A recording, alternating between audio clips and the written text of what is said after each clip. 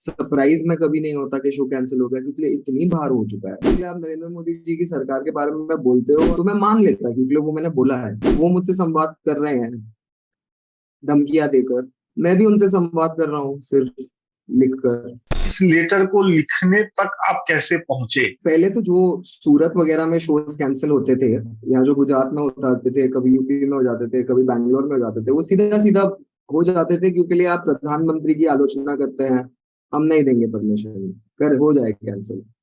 अब ये जो विश्व हिंदू परिषद कर रही है ना, ये बोल रही है कि मैंने हिंदू देवी देवताओं का मजाक उड़ाया। और अगर मैंने उड़ाया है तो उसके सबूत रखे जाए, मुझे कोर्ट लेके जाया जाए, मैं वहां पे अपनी बात रखूं। पर ये सब नहीं किए कर रहे हैं। वो सिर्फ बोल रहे हैं कि तुमने मजाक उड़ाया, इसकी वजह से तुम्हारा शो नहीं होना चाहिए।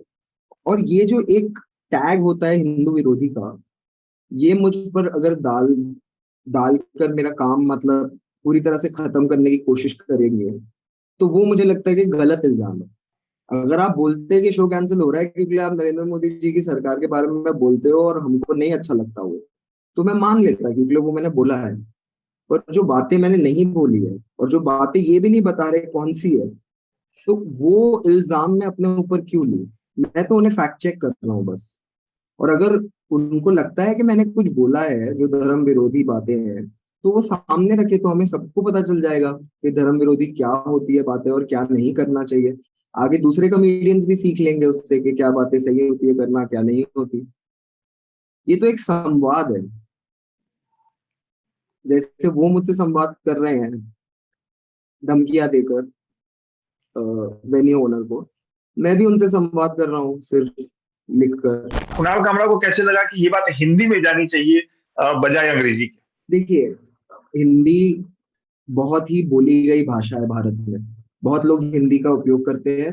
मैं भी हिंदी पढ़ा हूँ। मेरी मातृभाषा समझो मैं सिंधी है, मेरे पेरेंट्स की भाषा सिंधी है। मेरी second language school English medium school में गया, पर हिंदी भी थी और मराठी भी थी, क्योंकि मैं महाराष्ट्र में पल्ला बड़ा। अब जो विश्व हिंदू परिषद की ऑडियंस है, जिनको ये बता रहे हैं कि मैं हिंदू विरोधी हूँ, तो वो जब मेरे पे इल्जाम लगा है और इन्होंने अपने ट्विटर से डाला है, इनके लोगों तक ये पहुंच रहा है, तो मैं उनसे संवाद भी करना चाहता था कि देखो ये मेरा रिप्लाई है, कि ये मैं रिस्पॉन्ड कर रहा हूँ, और अगर आपको अभी भी लगता है कि मैंने कोई हिंदू विरोधी बात कही है तो वो सामने लाइए। कोई दिक्कत नहीं है, उस पर एक फ्रेश चर्चा हम करेंगे। तो हिंदी में लिखने का यही मतलब था कि उन्होंने जो भाषा में लिखा है, मुझे वो भाषा तो ऐसी है नहीं कि नहीं आती। हाँ, उतनी साफ नहीं है, तो जितना मेरे दोस्त हैं जो यूपी से आते हैं, जो हरियाणा से आते हैं, उनसे थोड़ी मदद लेके मैंने लिख ली। आप इतने ट्रैवल करते हैं, आप जाते आते रहते हैं एयरपोर्ट पे या बाकी जगहों पे, कभी ऐसा हुआ कि कोई आम, मतलब हिंदू, मैं ये कहता हूँ, कोई आम हिंदू आपके सामने आया और उसने कहा कि भाई आप ऐसा गलत करते हैं? काफी लोग जो मिलने आते हैं ना, उनके मन में सिर्फ एक ही सवाल होता है, क्यों? तुम तो यार अपने ही हो, क्यों? मतलब तुमसे क्या है दिक्कत? क्या प्रॉब्लम है तुम्हें? वो वही सोचता है कि भाई तुम्हारा कोई मोटिव है क्या, आगे कहाँ जाना है, कहीं तुम्हारा कोई पॉलिटिकल प्लान है क्या? तुम तो अपने ही हो, तुम क्यों ऐसे करते हो? और मैं वही उनको समझाने की कोशिश करता हूँ कि कॉमेडी का कोर ही यही है कि जो बातें आपको एज ट्रुथ दी जाए ना, उसको एनालाइज करना काफी जरूरी हो जाता है as a comedian to be sharp. तो उसको चैलेंज करना बहुत ही नॉर्मल है।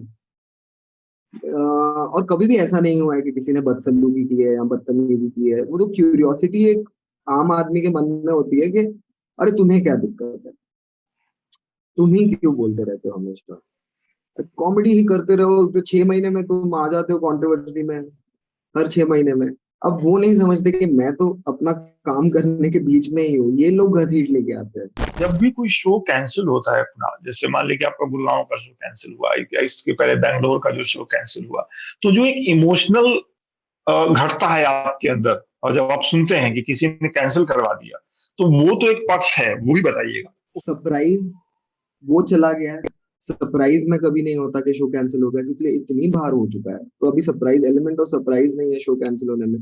इमोशनल के अरे यार, मैं अपनी ऑडियंस को दिक्कत में था, परफॉर्म नहीं कर पाऊंगा, उन लोगों ने प्लान बनाए होंगे, अभी दिल्ली में गुड़गांव में शो है तो कोई नोएडा से आ रहा होगा, किसी ने अपनी कोई कोई टिकट पुश करा दी होगी कि चल एक वीकेंड यहाँ पे रुक के फिर जाता हूँ, उनको इनकन्वीनियंस होगा और ये सब सोचता था।